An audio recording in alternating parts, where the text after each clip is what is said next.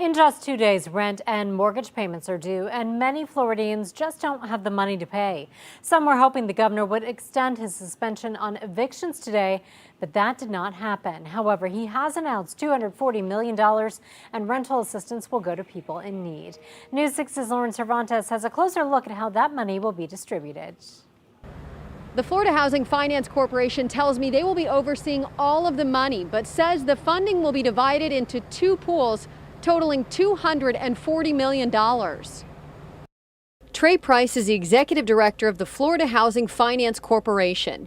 He says half of the funding, $120 million, will go towards helping tenants in their portfolio around the state who've been impacted by COVID, maybe behind in their rent or going to be struggling to make rent here in the coming months. Price says they will work with their landlords, who he says knows who's behind in payments.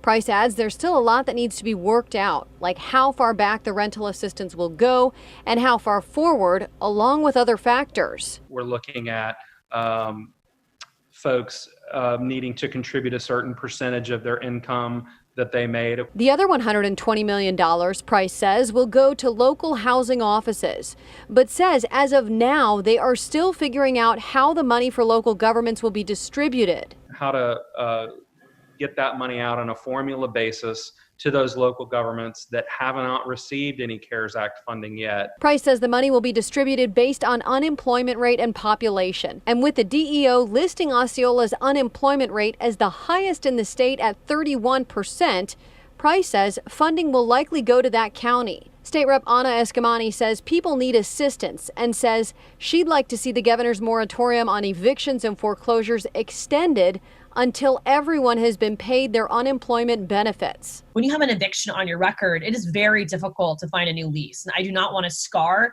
generations of Floridians with an eviction if we can prevent it from happening.